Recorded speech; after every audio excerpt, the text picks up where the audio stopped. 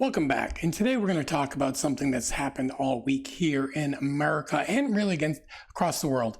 So the other day, September 10th, 2025, Charlie Kirk was assassinated. At the same time, there was a school shooting in Colorado. At the same time, there was political unrest in France and in Nepal. And what do these all have in common? What it has in common is violence instead of talking. Now, after Charlie Kirk was assassinated, a lot of people started saying, political violence has no place. Political violence isn't the answer. But then you had others who said things like Charlie Kirk brought this upon himself because of the way he spoke. He talked about sometimes you would need some gun violence to keep our Second Amendment rights. He also talked about, abortion. He also talked about freedom of speech. He also talked about civil rights. He talked about a lot of things that were quote unquote controversial. And he also talked about how empathy is he had sympathy, but not empathy, because you can't feel the way somebody feels. And while a lot of that now is being taken out of context, like he talked about gun violence, he said, I don't want gun violence.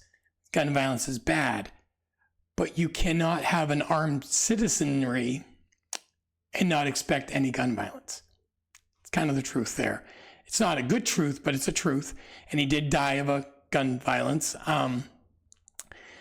But the point I'm here today to talk about is we think this is new. We think that blaming the victim is a new thing. Nancy Pelosi's husband was attacked. We blamed him. A lot of people on the right blamed him. When the people in Minnesota, the congressperson, House member, was killed, there was a lot of blame towards them. When, George Floyd died, well, he was a drug addict. He was, but the police also went overboard. And Charlie Kirk was against the whole George Floyd thing, and I think that rubbed a lot of people the wrong way. And that was because he wanted people to have discussions. Sometimes, and I've done this in the past, I disagree with you, or I say things that will tick you off to make you think, to make you try to understand both sides. And I might not agree with what I'm saying, but I'm trying to show that there is always 2, 3, 12 different sides to every story. When I taught the Civil War, what I would usually do is I would pin the North versus the South. Some of the class would be the South, some would be the North, and we'd have a debate. And the debate would be, what's the benefits of secession? What's the point? Should we just go to war? And the South always knows that in history they lose. But for the debate, they want to win. They want to win because they want to show that there's talking about things instead of killing each other might be a good way of going through things. So after Charlie Kirk died, and I started seeing a lot of people saying he called this upon himself, he acted this way, he tried to manipulate the system, he talked in rhetoric. I look back, and I'm not comparing one to the other. I'm just showing you the correlation, the things that they have in common. Martin Luther King, when he was assassinated in 1968, most likely by part of the government and part of white supremacy and a part of other people, a lot of people believed he had it coming. They didn't hate the man, but they said he had it coming because he was pushing too fast. He was trying to change the system without thinking about others. He was putting himself in dangerous situations. Now, Martin Luther King overall was a good person, good man. He did a lot of dumb things, and that might get me in trouble, but he wasn't exactly the best man, but his concept, what he was trying to do, I believe in the beginning had a point. His I Have a Dream speech, everyone pretty much knows. If you've gone through fourth grade, you know the speech, or at least you've heard parts of it. And that part of Martin Luther King's philosophy is a good one. The philosophy that all of us are created equally, no matter our skin color, where we come from, how much money we have. We all are born and we all die. And everything that happens in between, we're the same people, just, some people say God loves one more than the other because of the skin color. I don't think that has anything to do with it. I think it's just the way we're designed. But a lot of people, when he got shot and killed, thought and said It's his own fault. He instigated people. He was in the wrong place at the wrong time. He hung out on the wrong side of the tracks. Same with Malcolm X. He called for it because he was talking in ways that America wasn't ready for. This has happened throughout history. Okay. Throughout history, we keep blaming the victim. We keep blaming the person who got killed, got hurt, got destroyed, instead of thinking to ourselves, what brought us here? What made this happen? What changed in our human dynamic to make this happen? Right now, there's a war going on in Israel and Gaza. Really, it's Israel bombing the bat crap craziness out of Gaza and everywhere else that they believe Hamas is. And they say it's because of September 7th. September 7th, a couple of years ago, a lot of people in Israel were killed, burned alive, taken as hostages. And Israel said they decided to fight back. And they decided to bomb anywhere they thought Hamas might be. Now, the problem is Hamas, not a great organization, uses civilians as shields. So, of course, when Israel bombs Hamas, they're killing civilians. People don't like that. No matter what side of the aisle or what belief you have, killing innocents is not the plan. Of course, there's people out there who say, well, during World War II, England, America, we bombed civilians in Germany. You're right, we did. It wasn't what we wanted, but that's what we did. Same with Hiroshima and Nagasaki. We killed tens of thousands, millions of people who had nothing to do with the war. But we decided it was justified to end the war. The difference between 1940 and today, there's a few. One, it's Israel. So there's always a caveat there when it's Israel. And two, it's cell phones, video, 24-hour news, and seeing the death, carnage, destruction that bombs are making. Now, when we dropped the atom bomb, the hydrogen bomb on Nagasaki, Hiroshima, we saw the results later. But by then, the war was over. People had come home. And it was a different world, different time, and it was black and white, and it just wasn't, it was shown on the news, and then it was over. Or pictures were shown in the paper, and it was over. There was no YouTube channel, there was no 24-hour network, there wasn't TikTok, Instagram, any of those things to show what was going on. Would have the wars been different if Germany and all of us had TikTok and Instagram and YouTube? Probably. Hitler might have become more powerful, because he would have gotten a cult following like an Andrew Tate. And that's not good, of course. But the point of this, the point of Charlie Kirk and I can't remember their names all of a sudden, I'm sorry, the House members from Minnesota and the children from Minnesota, or Nancy Pelosi's husband, or any political person, any person who speaks their mind, who represents America, when those people are attacked, when those people are destroyed, when those people are killed, it hits differently because the person who's doing it normally is doing it not just for hate, but to make a point. Charlie Kirk said a lot of things I don't agree with. He said a lot of things I do agree with. But he spoke his mind. He never swung a fist. He never shot anyone. He never ran anybody over with his car. He never stabbed anyone. He never hit anybody with a hammer. He spoke. He used his words. Now, words can hurt. Even though sticks and stones may break my bones, but names will never hurt. That's not the world we live in today. The world we live in today, there are such things as hurt feelings, hurt ideals, hurt souls, hurt consciences, hurt whatever you believe you have. And because of that, people get angry. Now, his philosophy is similar to what even Martin Luther King was, which was when we stop talking, violence happens. Gandhi said that, not a great guy, but Gandhi said that. Martin Luther King said that. Harriet Tubman said that. Rosa Parks said that. A lot of people throughout history said that. And now why do they say it? They say it because they understand that the only way to fix society isn't by killing one another. It's not by bombing each other. It's not by destroying one's lifestyle. What we did to the Native Americans, that wasn't the way to do it. What we did to the Africans when they came over here on the slave ships from Africa or from Brazil or from England or from wherever they came from, depending on what time period you're talking about, that wasn't the right way of doing things. We are a society that can kill each other so easily. We are a society that can destroy one another easily. And that's the problem. I'm not anti-gun. I'm not pro-gun. What I am is this. We have freedoms. But freedoms come at a cost. Freedoms come at a price. And sometimes you lose those freedoms for a time because either you're not safe or what you're doing is unsafe or what you are not able to have that freedom at this time. Prisoners can't vote.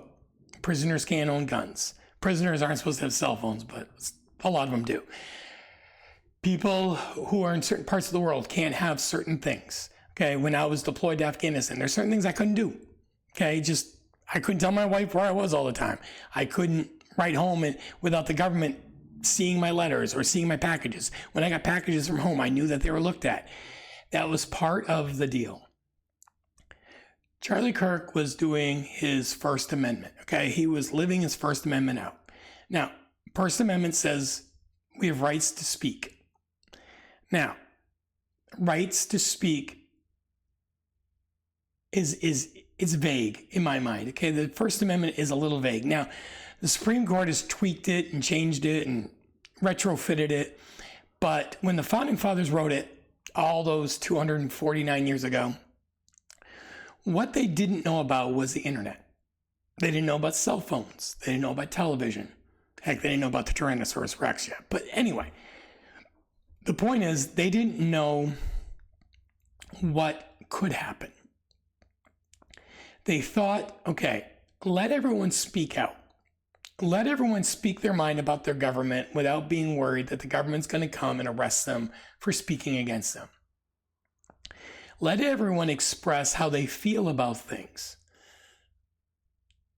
and feel like it's okay. Now, they probably didn't think that people would go and walk to somebody up and down the street and yell at them or do certain things that just are obnoxious. They didn't think that way. They probably thought, hey, England wouldn't let us speak our mind. England wouldn't let us put them down. England wouldn't let us have a free voice. We're going to make sure our people in our country have a voice, that they're allowed to be heard. It was a good idea. It was. Right to bear arms. Again, it's not about hunting. It's not about target shooting. It's not about sport. It was about, when they wrote it, England didn't want them having guns. Why? Because they didn't want them to go to war with them. Why? Because they didn't want to be overthrown. They wanted to keep their power.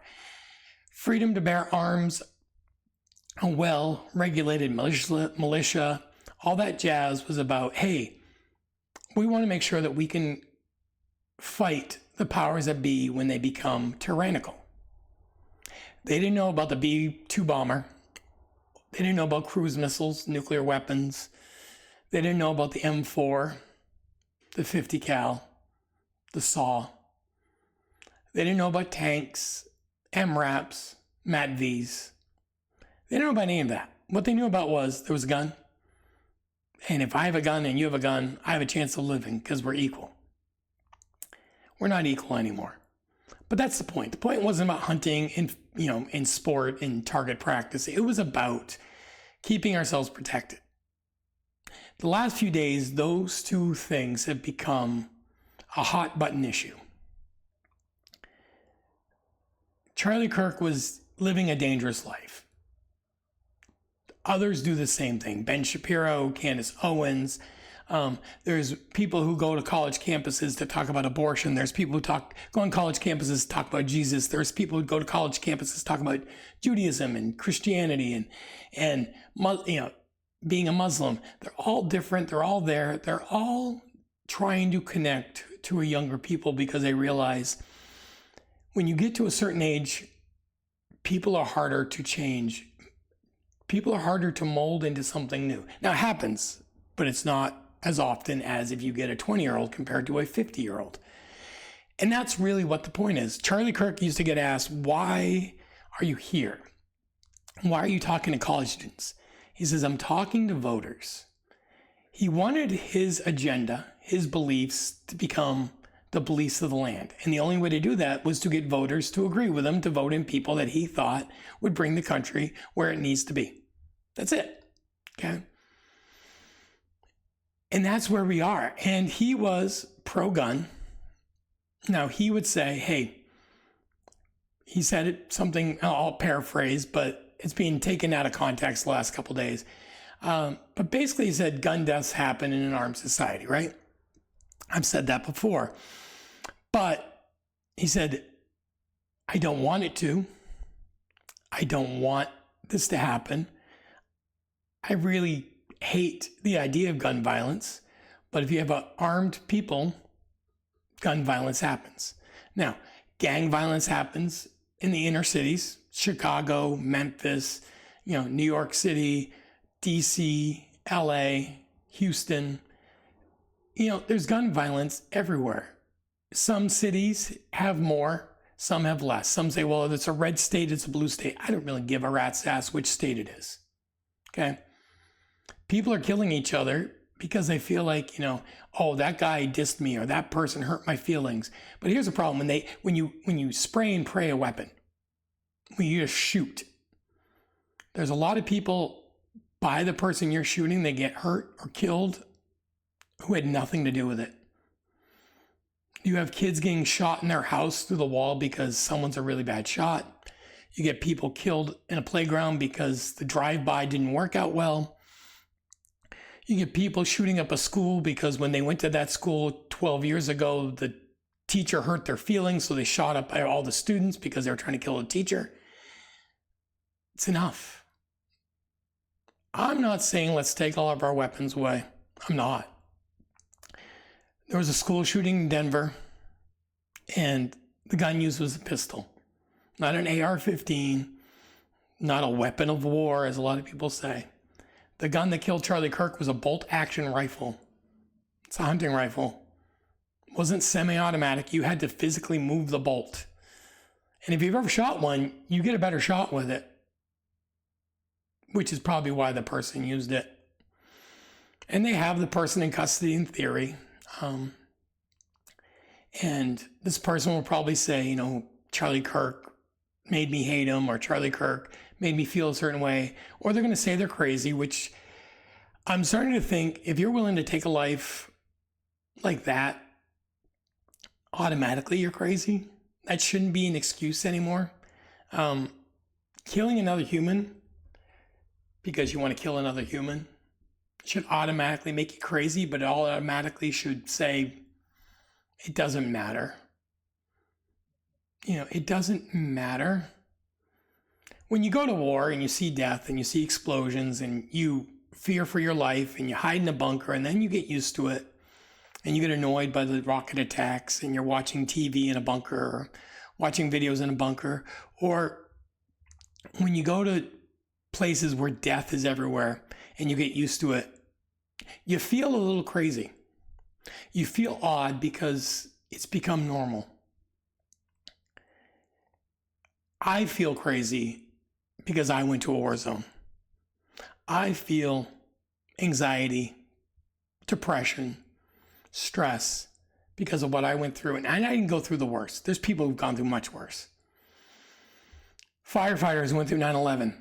Much worse than what I went through. I'm sorry. If you were in New York or the Pentagon, anywhere like that, hats off. You were Vietnam, Korea, much worse. And it's crazy. Okay, you feel crazy. You feel like you've lost your mind. Death is normal. It shouldn't be that way. And for people to shoot or to attack or to stab or to hurt or to destroy people for speaking, not for shooting at them, not for trying to blow up their family, not for attacking their base, not for running over their children. People who kill other people because they said something they didn't like, or they were mean to them, or they were bullied, or they didn't help them when they felt like they needed help. That's wrong. Use your words, guys. Use your words. Use your words that you can put on social media. You can type out a whole long gambit of everything that's wrong in the world, but you can't talk to the other side and say, hey, why do you believe this way? I don't believe the same way most of my kids do. I don't. But when I have a discussion with them, I try to understand them. I say, hey, you say this is a better way. Why and how would you make it work? What is the benefits of it? How can we do this? You want this. How do we do it? And sometimes they have really brilliant ideas, and sometimes their ideas, I don't know, but we should. I'm older. I've experienced life a little bit more, but I don't mind if someone teaches me something new. The video I put out yesterday, I got a lot of angry, hateful messages, and a lot of them I had to block or delete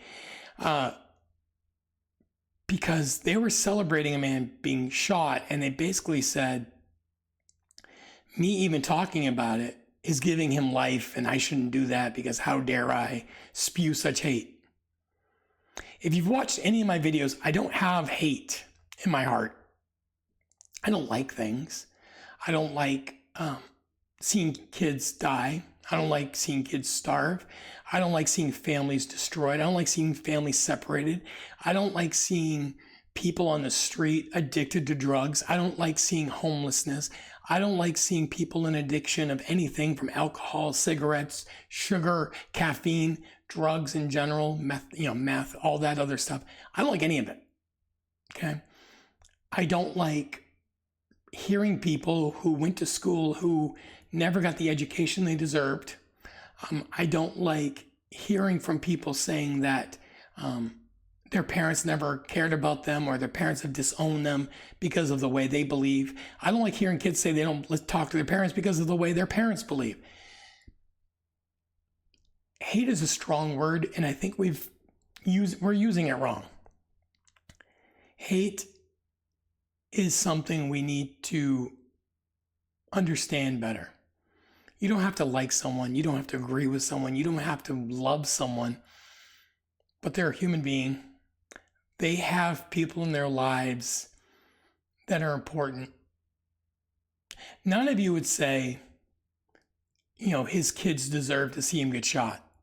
Just like none of you would say Martin Luther King's family deserved to see him get shot. Or the lawmakers in Minnesota who got shot, the House member and her husband, they didn't deserve that. Their family didn't deserve that. You might not agree with their politics, but their family doesn't deserve it. Now, there have been people in political agendas that say really stupid, bad, evil things, and they usually do something wrong and they go away to jail or they get disavowed or they disappear.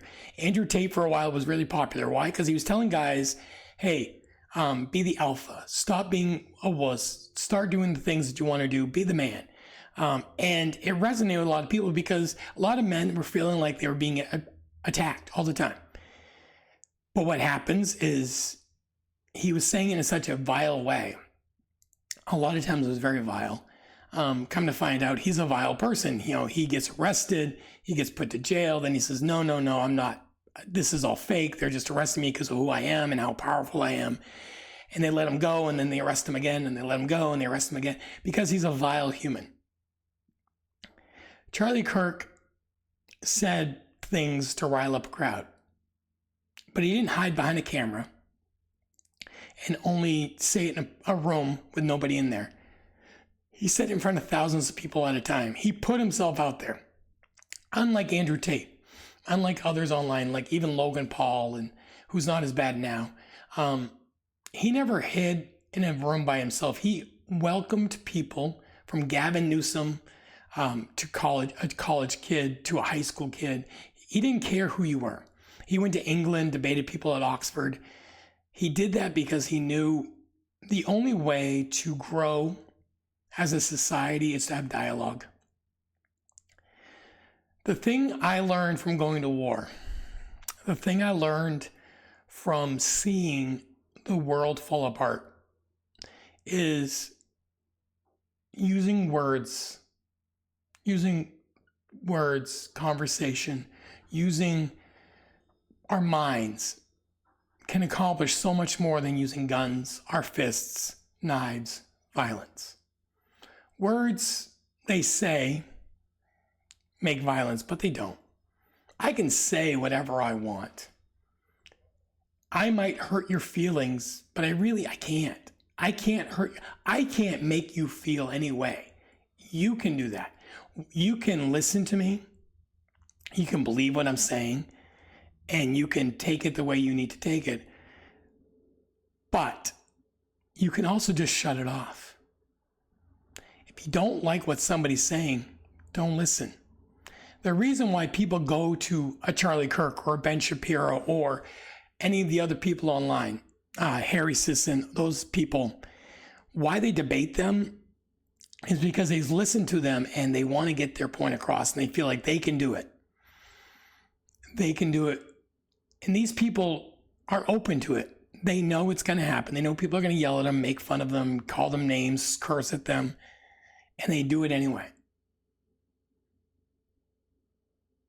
I did and I do these videos mostly for myself, for my mental health.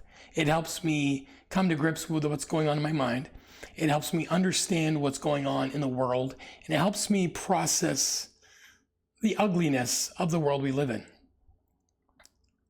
I don't do this to get comments. I don't do this to get likes. I don't do this for subscribers. I don't do this for views. I do this for myself, and sometimes people watch them. Sometimes people don't. Sometimes people comment positively, but lately not a lot. Everything from my South Park episode to my Taylor Swift episode to yesterday's episode, I'm getting more anger than love. I'm getting more, frustration with the world. I'm getting more people saying he deserved it. I'm getting more people going, Taylor Swift is a plant from the government to overthrow, everything you can think of. I've gotten people who said Charlie Kirk's not really dead. This is all a red herring by the government. I will keep reading your comments. I will keep listening to what you say. But I will not allow something horrible to stay up. Okay? And I'm gonna keep filtering those through. I don't need people telling me it's 5G that's causing all the issues. I don't need people telling me that Charlie Kirk was a Nazi, because I'm pretty sure anyone who fought in World War II against Nazis today probably would be considered a Nazi. Okay? Loving your country, feeling like it's going in the wrong direction, feeling like you have the right direction, doesn't make you a Nazi. What it makes you is somebody who thinks they can help the country go to a better place. Charlie Kirk was a human. He made mistakes. He said stupid things. He did wrong things.